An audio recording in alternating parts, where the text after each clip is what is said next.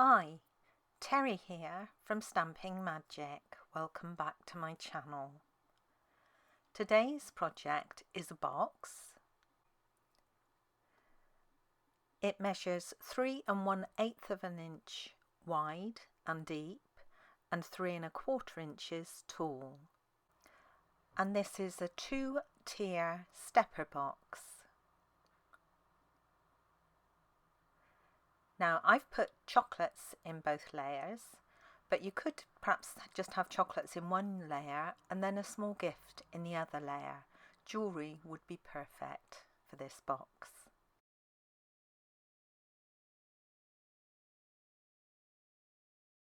I've used the Caroling Mice stamp set together with papers from the Lights Aglow Designer Series paper pack. So let's get started. These are all the measurements you need for all the elements required to create this project. So if you're interested in reproducing it, take a screenshot so you can refer to it later. I'm using Cherry Cobbler cardstock for this project. Now you need 5 pieces. The largest piece is for the lid. Then you have 2 pieces of equal size which are for the drawers. Then you have 2 other pieces for the box itself. One is just ½ an inch longer than the other. I'm going to start with the lid and I'm going to score on all sides at 1 inch and 2 inches.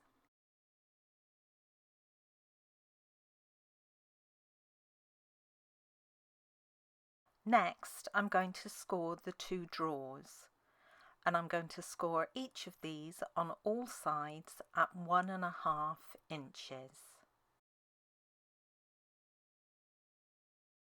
And finally, for the box itself, I'm going to score the larger piece first, and with the long side across the top, score down at 3 1/8 of an inch and 6 1/4 inches. Then I'm going to quarter turn so the short side is across the top and score down at the halfway point, which is 3 1/4 inches. Again, I'm going to place the smaller piece into the Simply scoreboard with the longest side across the top and score down at the halfway point, which is 3 1/4 inches. Then I'll quarter turn it and score at the halfway point again, and this time it's at 3 1/8 of an inch. There's a little cutting to be done on most of these pieces. I'm going to start with the lid, and on the lid in the corners you have 4 scored squares. The outside 3 need to be removed, and then I'm going to create a tab of the remaining one. So I'm cutting up the score line. Well, I'm actually cutting just outside the score line, so when I remove the piece it removes the score lines as well. So that's the 3 outside squares removed, and then I'm creating a tab by cutting along one edge of the remaining square, and then I'm making a small slanted cut on each of the sides of that new little tab. Now I'm also making a slanted cut on the 2 long tabs on either side of it. So this is what the first corner should look like. Now I'm going to repeat that on each side. I did mess up a little on this corner, but I'll show you it doesn't really matter. Now here, cutting along to make that tab, I cut along the wrong edge. Okay, so it ends up with my tab facing in the opposite direction to the one I've just created. But it doesn't matter. It looks neater as you're doing it if the tabs are going sort of in the same direction. But once this lid is complete, because it's a reinforced lid, you won't see the tabs anyway, so no one's going to know what direction they're facing. Okay, so back to the lid. I'm just finishing off the 3rd corner. and starting on the 4th. The reason for all those slanted little cuts is so the box, or the lid in this case, folds in neater. You get a better quality finish. So this is what mine finally looks like. It looks a bit odd with that tab going in the other direction, but as I said, it doesn't matter. The drawers are cut in a similar way, but because they aren't reinforced, they're much simpler. So you just have one square on each corner that I'm going to make a tab from. And again, I'm cutting just to the side of the score line and then just trimming a little slanted piece off of each side of the tab. Then I'm doing the same on the second corner before rotating to the opposite side and repeating. Once all 4 corners are complete, then I can repeat the whole thing on the second drawer. Now if you mess up and again you get your tabs going in the wrong direction, again don't worry. Although these will show on the inside, it's not going to be obvious that they're going the wrong way, and the gift or the chocolates will cover them anyway. And finally, the 2 pieces for the box. The smaller piece doesn't need any cutting at all. On the larger piece, you've got the 1/2 inch section running on one side. You just want to remove 1/2 of it, and it doesn't matter which half you take away. Now you also want to make a small slanted cut at the top and the bottom of the remaining tab. I can now fold on all the score lines on all the pieces and burnish them with a bone folder.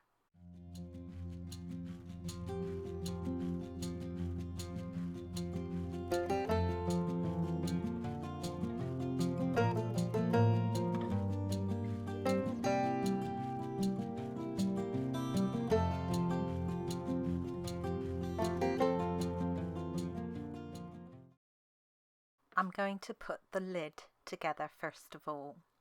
Now to do this, I'm going to add glue to each of the corner tabs in turn and position them against the adjacent side section. And as I go, I'll make sure that corner stays nice and square. So I'm adding glue, and then I'll position it on the adjacent side section and just hold it a second or two for the glue to take before repeating on the next tab. You'll always see me use wet glue for my 3D items because it's the strongest glue you can use, especially the Tombow multi-purpose, but you can use a strong tape if you prefer. Once all the corners have been glued, I'll give them a good press down with a bone folder. I'm now going to fold each of the long tabs back so it's more easy to add the glue, and then I'll add glue to each one in turn before folding it inside the box and giving it a press down with a bone folder. And you want to do this until that tab no longer lifts up. So add glue, press inside the box, and then run over with the bone folder until it's fully stuck down.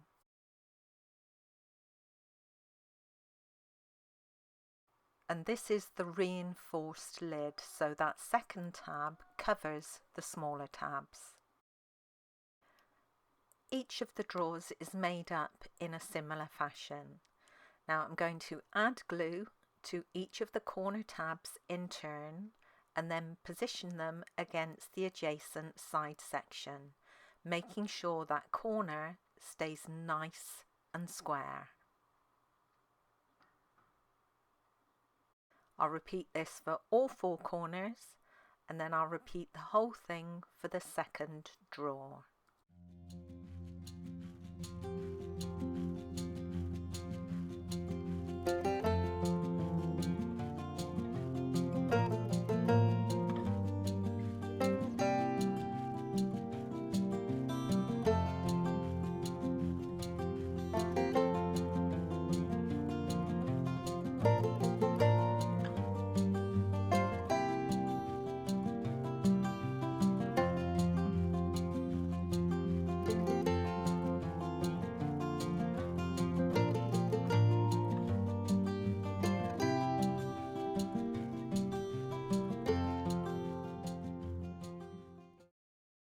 two pieces for the box will be joined together by means of the tab that remains. You just want to make sure that you position it onto the right edge of the smaller piece. The edges should meet top and bottom and the score line along the centre. So I'm just going to add glue to that tab, and then I'll place the other piece on top of it, lining up the top and bottom edge so that score line meets in the middle. Before the glue dries, just flip the pieces over and fold them in half to make sure there's no step where they join. If there is, it means you haven't aligned the top and bottom edges correctly and that score line does not meet all the way across. So slide it into position. Now all I have to do for this piece now is add glue to one half of it and fold down. So you're folding the piece in half. This will reinforce the sides and make the box nice and strong.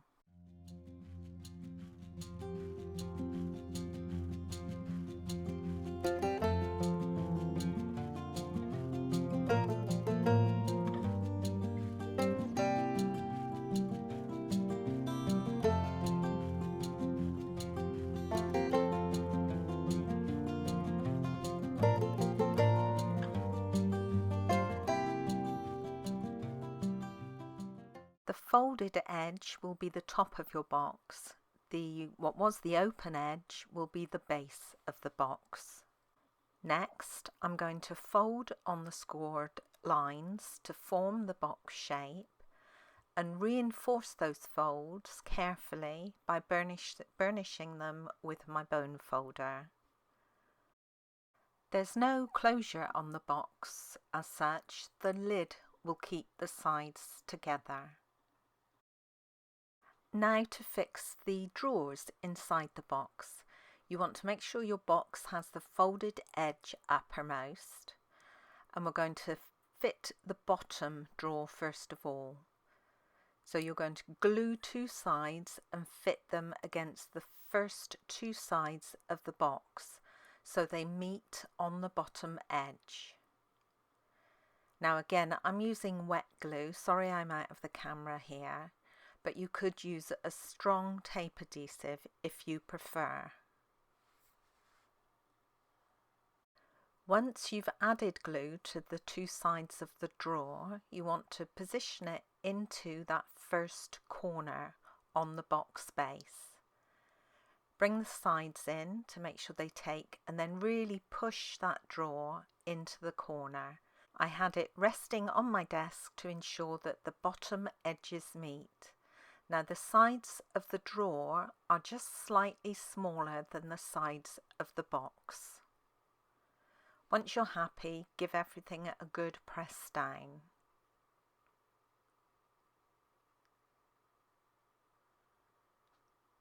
Okay, now for the top drawer. It's a similar thing, so it's going to fit into that first corner on the left hand side. So again, add your glue to the two sides of the drawer.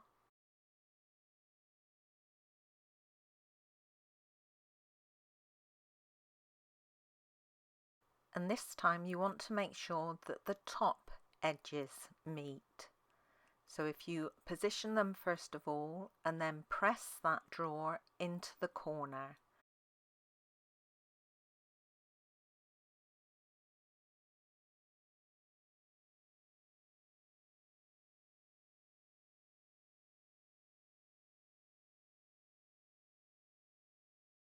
You can then add your lid and your box is complete.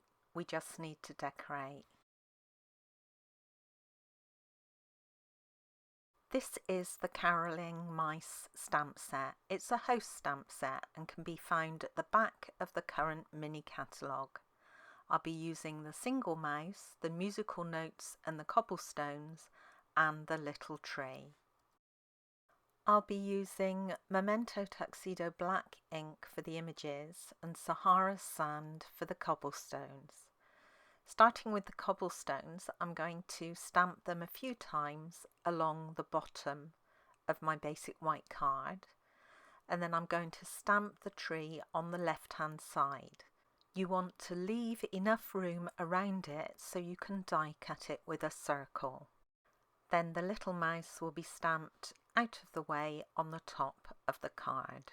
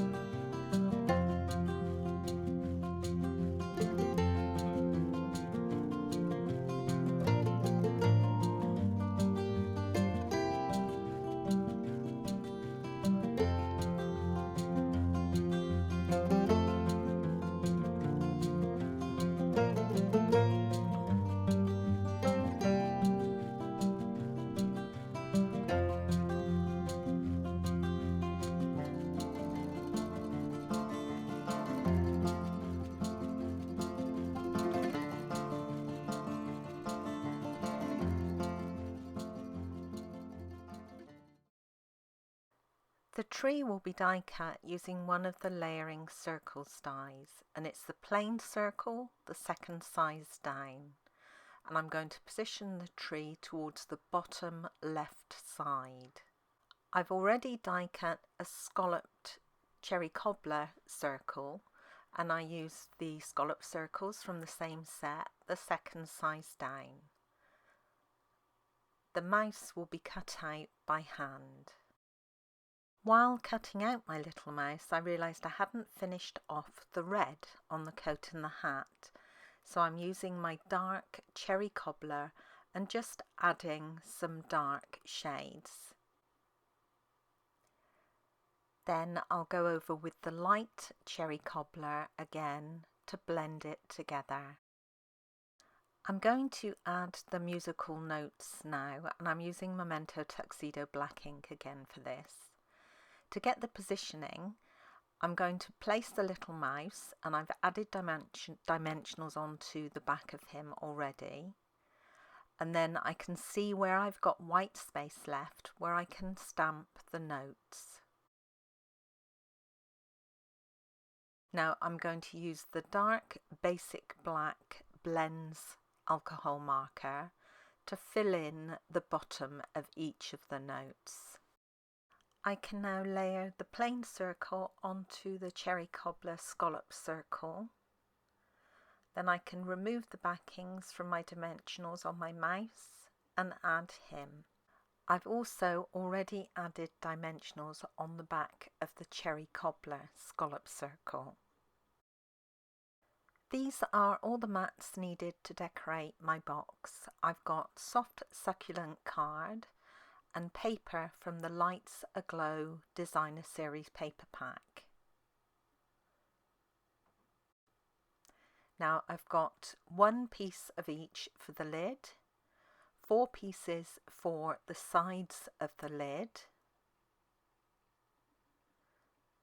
4 pieces for the sides of the box, and then 4 pieces for the sides of the 2 trays. Now I'm going to layer these together off camera. Now unfortunately it looks like I forgot to hit record when I started layering these on the box. So if you look to the right, you can see I've already layered one set on top of the lid and the 4 around the sides of the lid. I'm just adding the second piece to the side of the box.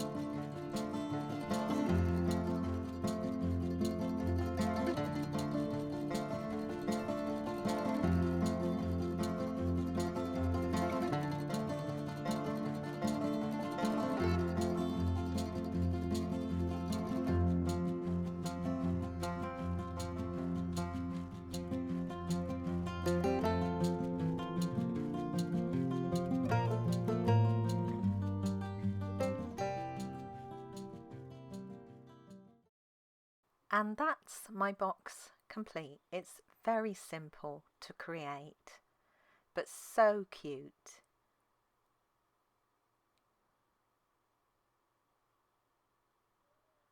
And as I said, you can put anything in these drawers really.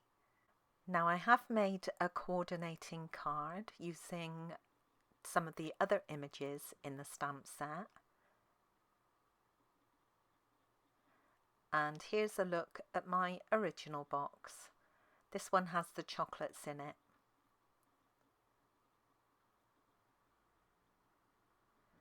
And I've also got a coordinating card for this one.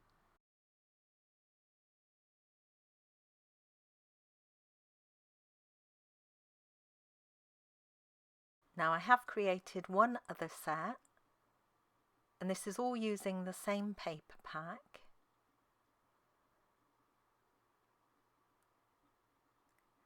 This one I've created for my nephew, the other 2 are for my nieces, and this one also has a coordinating card.